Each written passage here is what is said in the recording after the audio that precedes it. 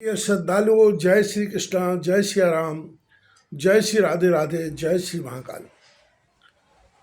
भगवान कृष्ण से चर्चा के समय कुंती द्वारा युद्ध कराने का आग्रह किया गया। कथा श्रवण कीजिएगा। वैशंपायन जी कहते हैं कि हे जन्मेजय, कुंती ने श्री कृष्ण को संबोधित करते हुए कहा कि इस देव वाणी को मैंने बड़ी सावधानी से सुना था, परंतु दुख के साथ कहना पड़ता है कि देवताओं की वाणी कम से कम हमारे लिए 100% असत्य हुई है।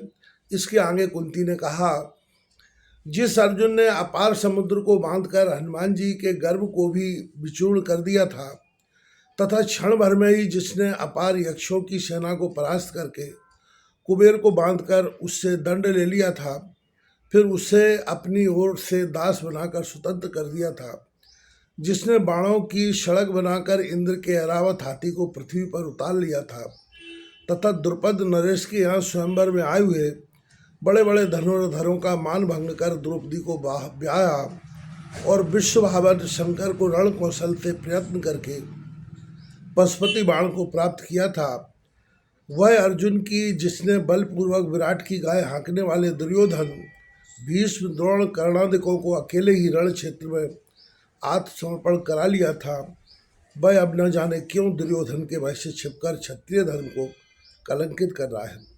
क्या उसे यह विश्वास हो गया है कि इस तरह नपुंसकों की भांति छिपकर हमेशा जीवित ही रहूँगा? उसके इस तरह जीने पर सैकड़ों बार धिक्कार है।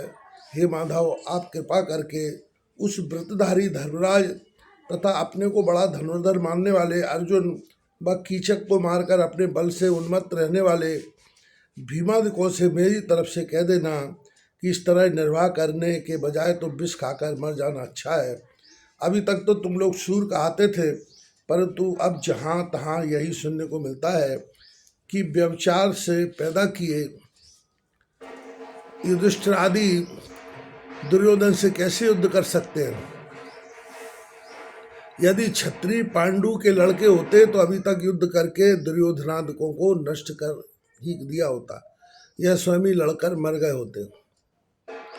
क्या वे ऐसे कटु वचन सुनने और मुझे सुनवाने के लिए ही अब तक संसार में जीवित हैं? हे माधव, मैं सत्य कहती हूँ कि आप आज पांडवों के मर जाने का संदेश सुनाते तो मैं बहुत प्रसन्न होती। ऐसे अयोग्य भीरू नपुंसक पुत्रों की माँ होने के कारण मैं लज्जा से दबी जा रही हूँ। आज उन 5 के बजाय कन्याएं होती तो मुझे 5 जमाता मिले होते।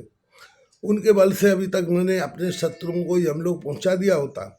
हे माधव, पांडवों के मातृ पक्ष और पितृपक्ष में बड़े बड़े धनुर्धर विश्व विजयी हो गए हैं। उनके वंशज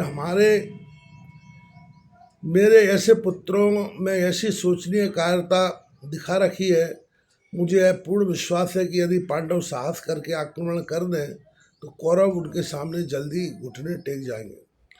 इसके बाद दुखित होकर कुंती ने कहा कि भगवान तो माद्री थी जो पति के साथ सती होकर शांति लोक में सुख से पहुंच गई। मैं अभाग्नि शत्रुओं के कटु वचन सुनने और पुत्रों के कष्टों को देखने के लिए संसार में जीवित रह गई।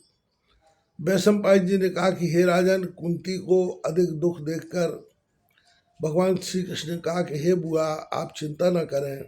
अब बहुत शीघ्र ही आप अर्जुन के तीक्ष्ण बाणों और भीम की भयानक गदा से अखिल कौरवों को रण क्षेत्र में मरा हुआ देखेंगी। धर्मराज की न्याय तत्परता तथा सहनशीलता से ही इतनी देर हुई, नहीं तो भीमादिकों ने कभी भी शत्रु का वंश नष्ट कर दिया होता। इस तरह श्री कृष्ण ने कुंती को सांत्वना दी और वापस जाने के लिए विदा मांगी।